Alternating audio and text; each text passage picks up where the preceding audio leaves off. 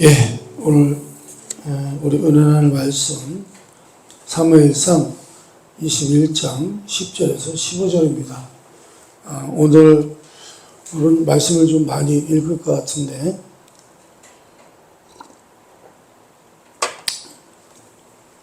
오늘 말씀 사무엘상 21장 10절에서 15절 말씀입니다.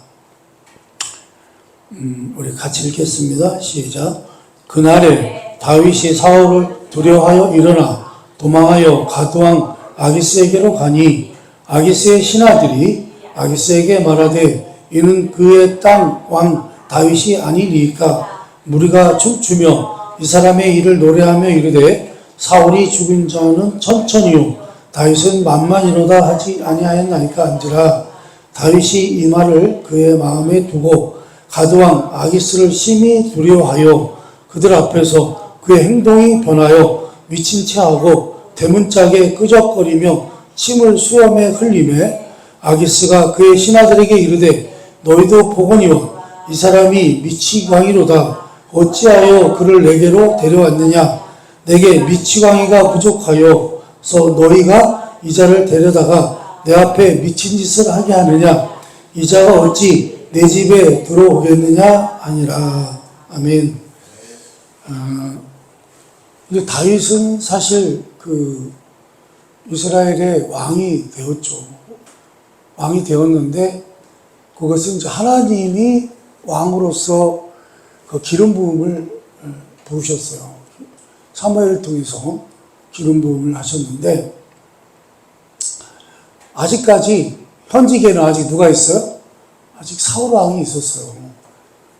사울 왕이 원래는 물러나야 되는데 하나님이 다윗을 왕으로 세우셨지만 아직까지는 현직에 사울이 있었고요. 이 사울은 또 어떻게 해요? 다윗을 계속 죽이려고 쫓아다니죠.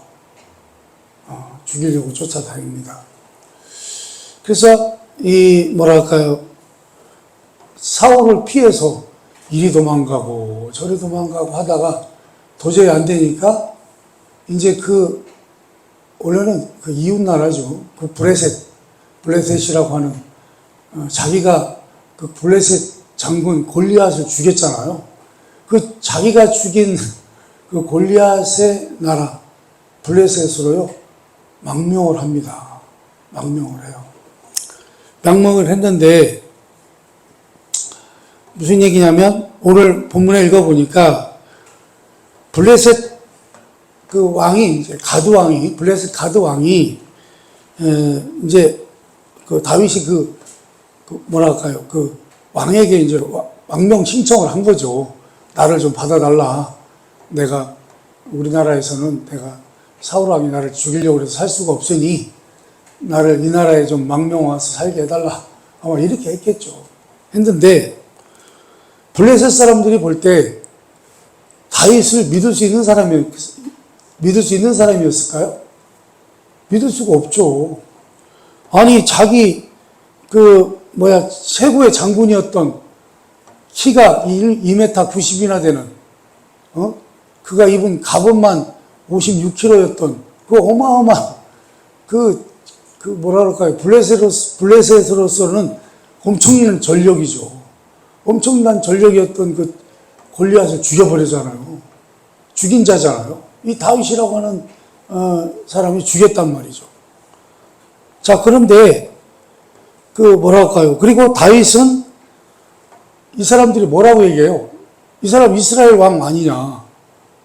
어떻게 그래도 이 블레셋 사람들은요 다윗이 왕인 건 알았던가 봐요. 아직 왕이 정식으로 되지는 못했는데도 이 블레셋 사람들이 알고 있었던 것 같습니다. 오늘 말씀해 보니까 어찌되었든 다윗이 이스라엘의 실제적인 왕이라고 하는 것을 블레셋 사람들도 알고 있었던 것처럼 보입니다. 그러자 다윗은요 어떻게 해요? 망명을 왔는데 망명 왔다가 어떻게 하게 생겼어요? 거기서 붙잡혀서 죽게 생겼단 말이죠. 죽게 생겼어요. 그러니까 어떻게 행동을 해요? 어떤 행동을 해요? 미친 체를 해요. 미친 척을 한 거예요. 미친 척을 해요. 그래서 이렇게 미친 척해서 그 죽을 공경에서 벗어났다라고 하는 것이 오늘 본문의 말씀인 것입니다. 사실 여러분, 이 사건이요, 우리에게는 상당히 흥미로운 그런 내용인데, 왜 그렇습니까? 여러분, 우리가 지금까지 다윗의 인생의 여정을 본 것과는 너무 다르다는 거예요. 우리가 다윗 하면 어떤 생각을 해요?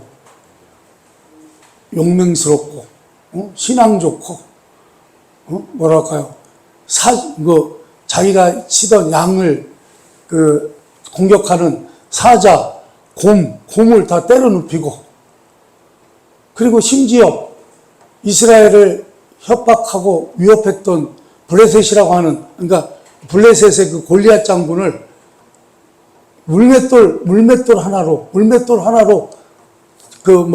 때려 눕히고 칼로 목을 벤 사람이잖아요. 우리가 다윗 하면은 정말 용맹스럽고 용감하고 참으로 멋지고 막 이런 생각을 하고 있었는데, 지금 우리가 오늘 읽은 본문의 내용은 어때요? 이거는 어떤 생각이 들어요? 어이구, 이거 좀 이상하다. 우리가 그동안 알던 다윗이 아니네. 그렇죠? 여러분, 그동안 우리가 보던 다윗이 아니요. 오늘 모습은. 여러분, 또한 그가 어려움을 당할 때마다 하나님께서 그를 보호하신 것을 우리가 잘 알고 있습니다.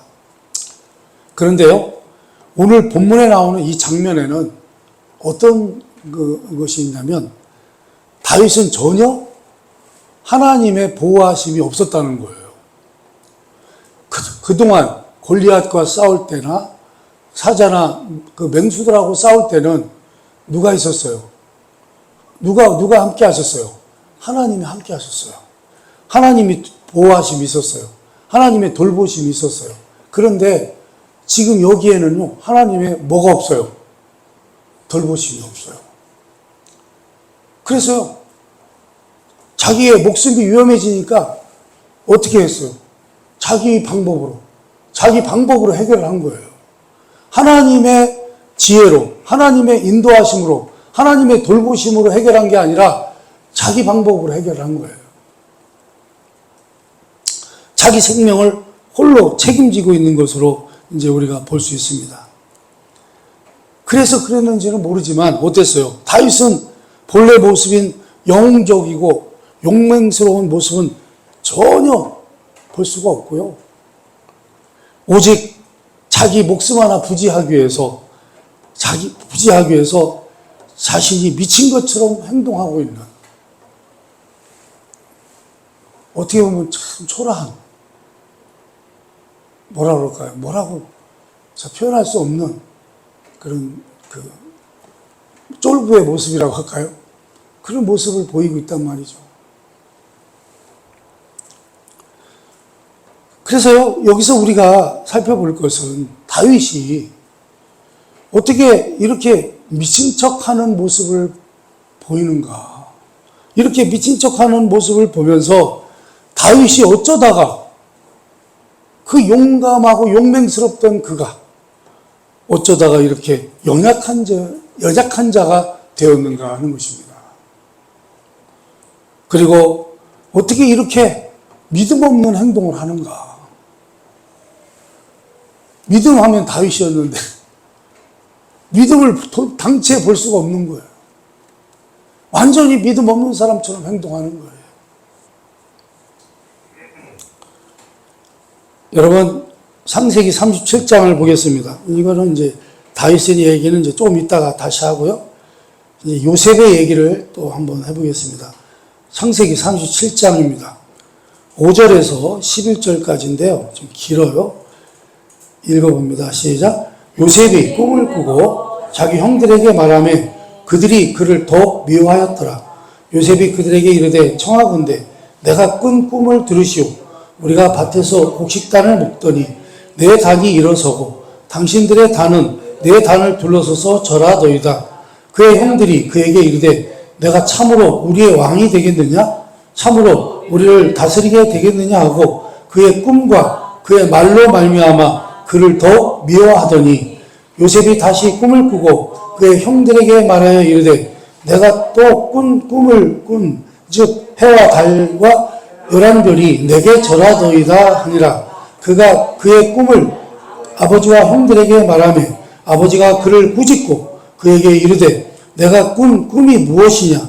너와 내 어머니와 내 형들이 참으로 가서 땅에 엎드려 내게 절하겠느냐? 그의 형들은 시기하되 그의 아버지는 그 말을 간직해 두었더라. 아멘. 그러니까 이 꿈 얘기를 사실은 할 게 아닌데 우리가 지난번 설교 때도 살펴봤습니다만 요셉은 애굽의 총리가 된 하나님이 크게 쓰신 종이죠. 크게 쓰신 하나님의 사람이었습니다. 그런데 우리는 다윗을 보는 것처럼 요셉이 결과적으로 총리가 되고 자기 가족과 이스라엘 민족을 살려냈다는 그런 영웅적인 결과만 본다는 거예요. 영웅적인 결과만. 그래서 그렇게 총리가 되기까지의 그 과정은 우리가 잘 보지 않는다는 거예요.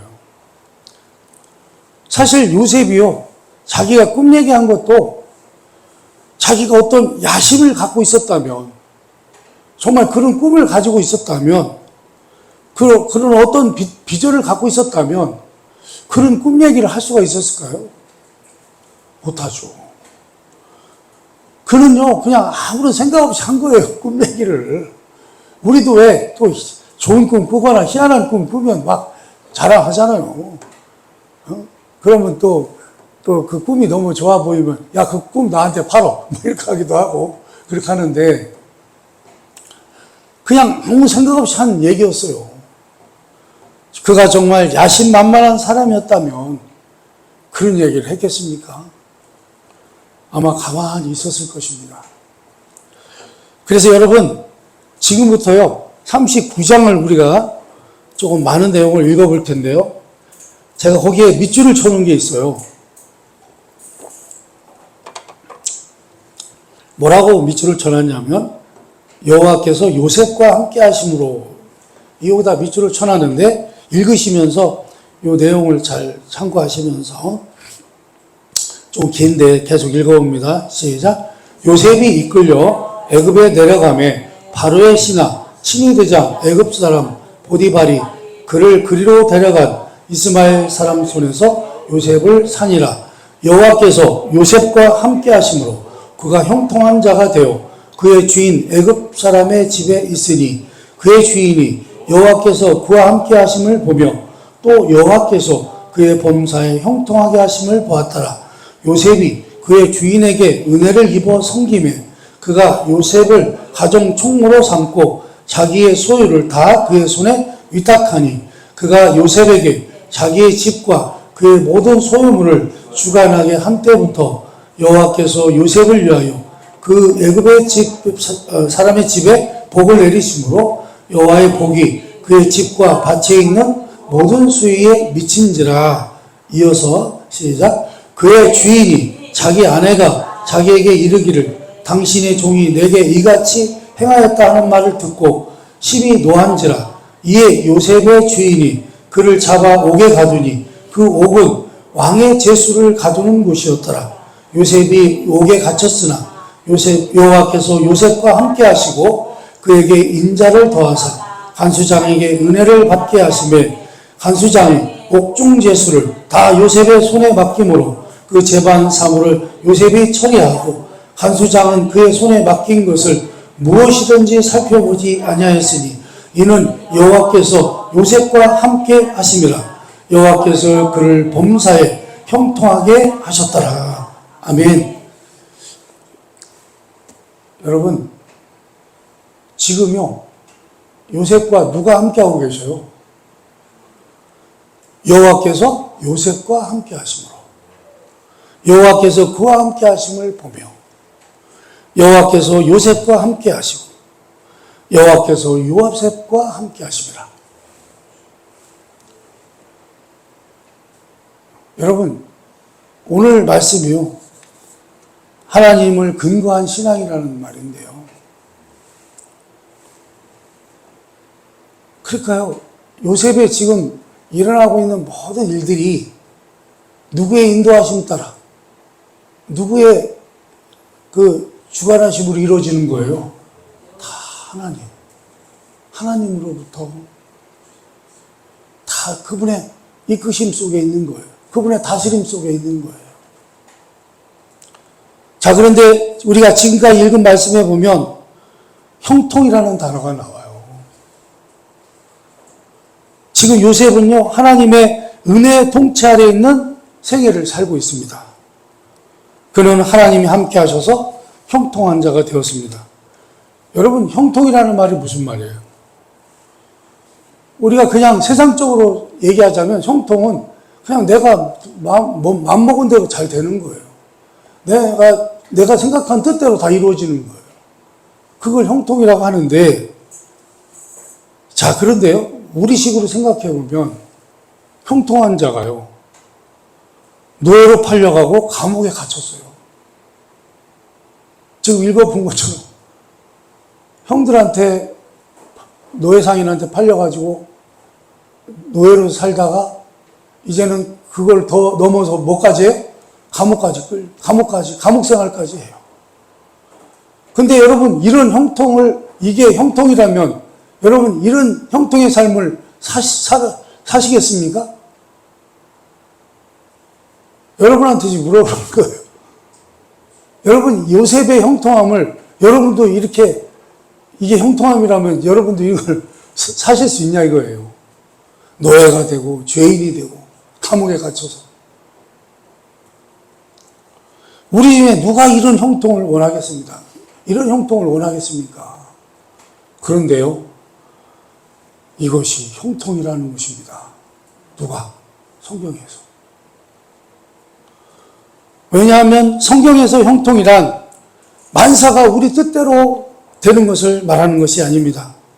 모든 것이 하나님의 뜻대로 이루어지는 것을 말하는 것입니다. 그래서 제가 늘 말씀을 드리죠.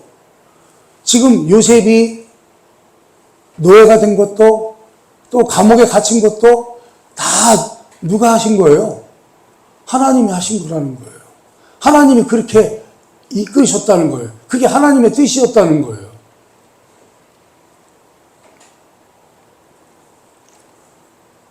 여러분, 그래서요, 결국 하나님이 의도하신 대로 그는 어떻게 됩니까? 노예를 거쳐, 그러니까 감옥살이를 거쳐 그가 뭐가 됩니까? 총리가 됐다라는 것입니다. 하나님의 의도하신 대로 그는 결국 총리가 되었습니다. 그래서 요셉도요, 총리가 된 후에야 뭔가를 깨달아요. 뭘 깨달아요? 아, 지금까지의 나의 인생 여정이 우연하게 이루어진 게 아니고 이게 다 우리 하나님께서 작정하신 인생이었구나. 하나님이 작정하신 인생길이었구나. 라고 하는 것을 깨닫게 되었습니다. 그리고 그제서야 자기가 꾼 꿈을 그때서야 이해를 하게 됐다는 것입니다.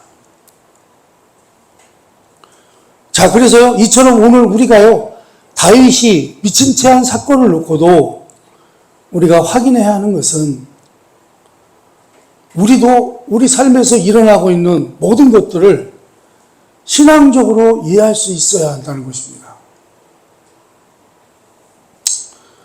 자, 이것을 또 잘 설명하기 위해서 신명기 8장입니다.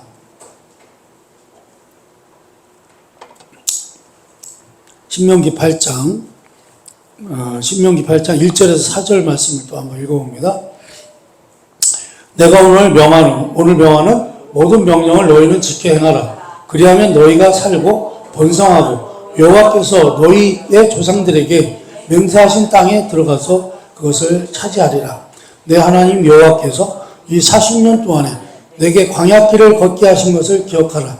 이는 너를 낮추시며 너를 시험하사 내 마음이 어떠한지 그 명령을 지키는지 지키지 않는지 알려 하심이라.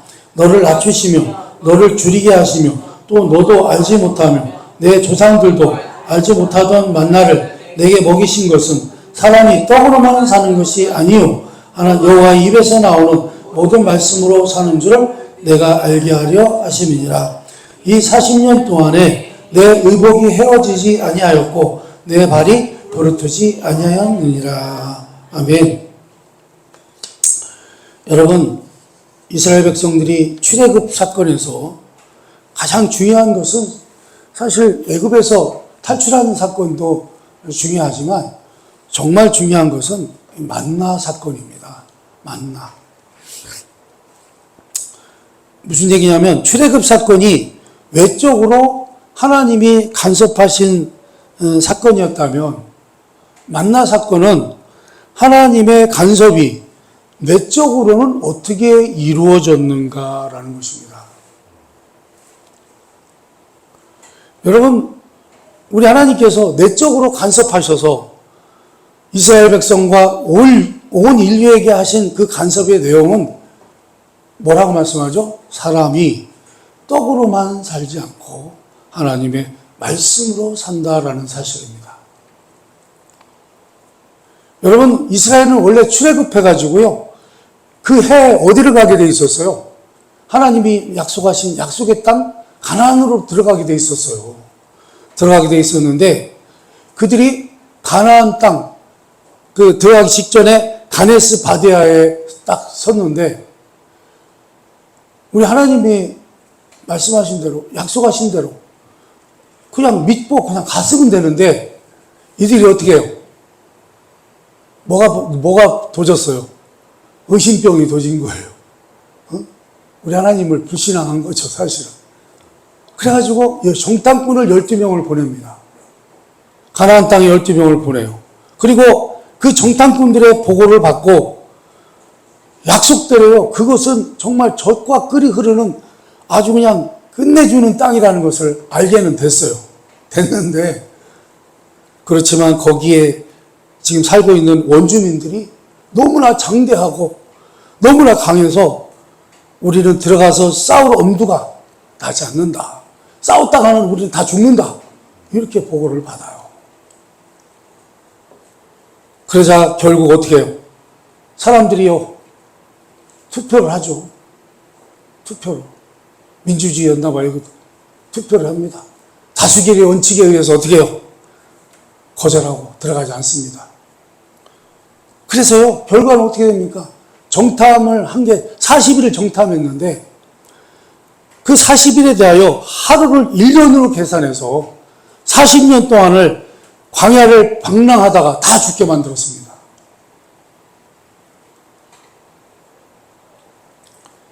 여러분, 이 40년은요, 이미 저들이 만나를 먹고 굶을 이유가 없었음에도 하나님의 말씀을 순종하지 않아서 저들이 잘못되었다는 것으로 자체 판정이 나게 되었습니다. 그런데 이거를요, 잘 살펴보니까 그들의 정말 문제가 어디 있었느냐 하는 것을 보니까 그들의 심성에 있었다는 거예요. 그들의 심성에 있었다는 거예요. 왜 그들이 하나님의 말씀을 그렇게 순종하지 않았는가?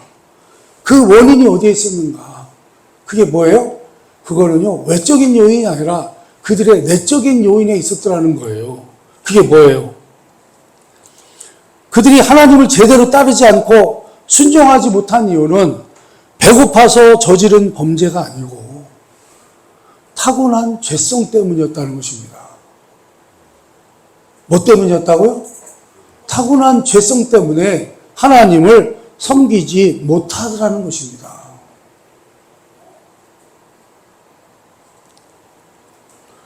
그래서 여러분, 이 40년의 광야 사건은 하나님께서 사람은 외적인 지원보다 내적인 변화가 본질적이라고 하는, 그것이 본질이라고 하는 그런 말씀으로 어떻게 해요? 사람이 떡으로만 살 것이 아니요, 하나님의 입에서 나오는 모든 말씀으로 살아야 한다라고 판결을 내리신 거죠. 판정을 하신 거죠.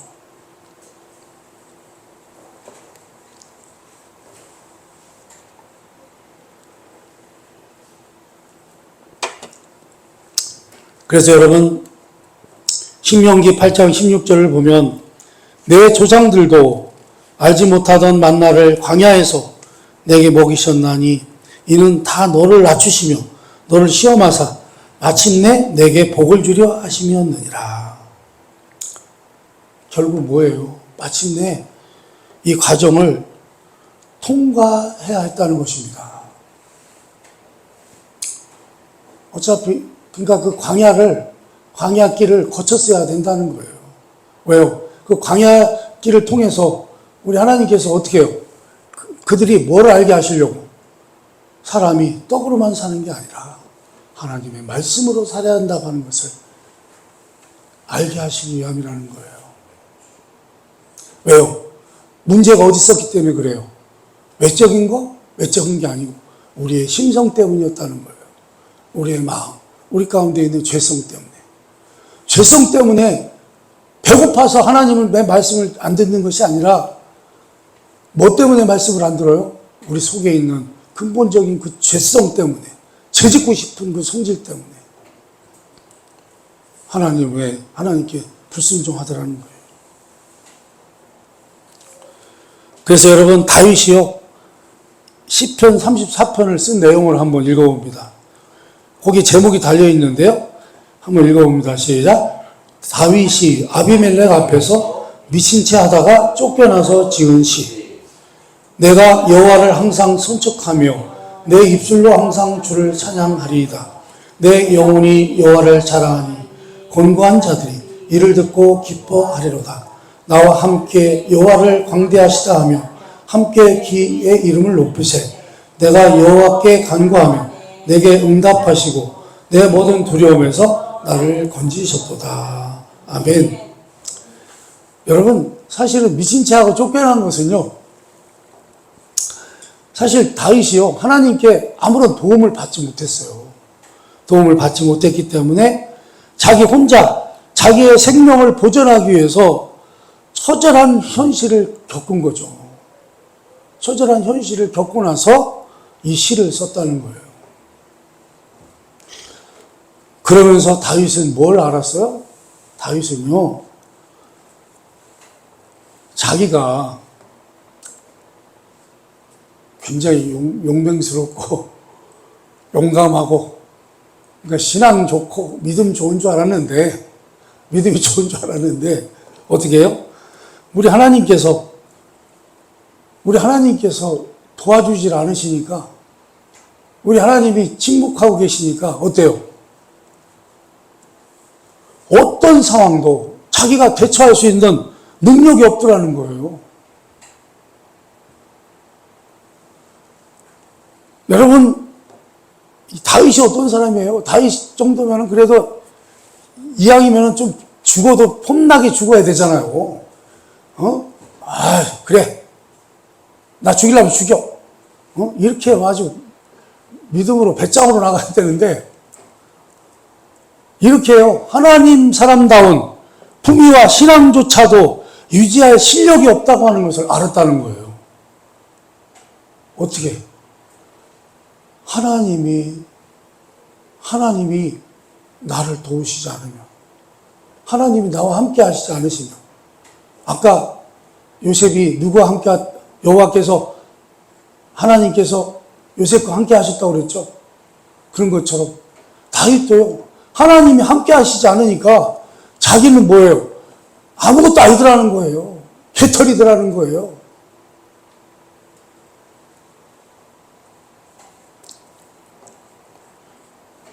다윗은 사실 하나님의 사람인데 브레셋으로 도망간 것 자체가 잘못된 행동이었습니다.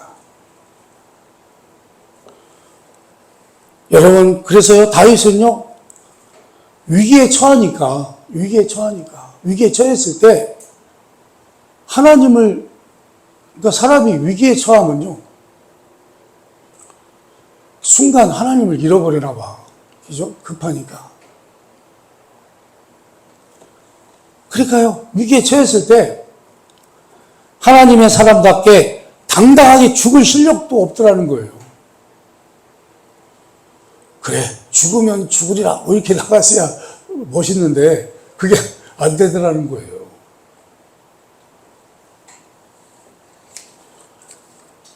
그래서 무슨 얘기예요, 여러분? 오늘 설교 말씀에서 여러분들에게 드리고자 하는 말씀은 그거예요. 우리 하나님께서 간섭하지 않으시고 그대로 내버려 두면 한 개인의 능력과 한 개인의 신실함에 있어서 실제로는요, 실제로는 아무것도 아니라는 것을 발견하게 된다는 것입니다. 자, 이거를 우리 신앙적으로 생각을 해보세요. 우리가 하나님을 믿는다고 하지만 실제로 하나님을 제대로 믿지도 못하고 우리가 정말 하나님께서 우리를 그래 네 멋대로 한번 해봐 하고 내버려 두신다면 우리는 할 수 있는 게 아무것도 없다는 거예요.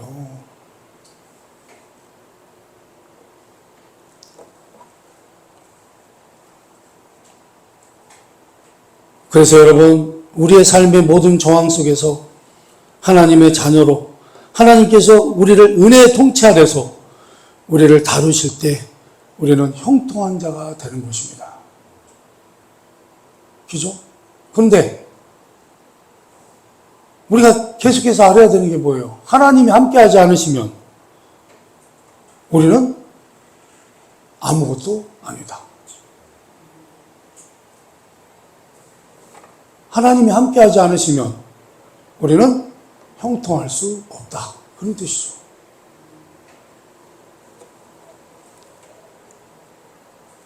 자, 그런데 여러분, 우리 하나님께서는 어떻게 했어요? 당신의 아들 예수님을 보내서 우리를 어떻게 하셨어요? 우리를 구원해 주셨잖아요. 구원해 주시고 예수 그리스도 안에서 우리와 함께 하심이, 지금도 우리와 함께 하심이 얼마나 복되고 감사한 일이냐 하는 것입니다. 그렇죠? 그래서 여러분, 우리의 신앙은 누구를 근거로 해요? 하나님을 근거로 한다는 거예요. 하나님이 우리와 함께하지 않으시면 우리의 신앙은 뭐예요? 다 거짓이라는 거예요.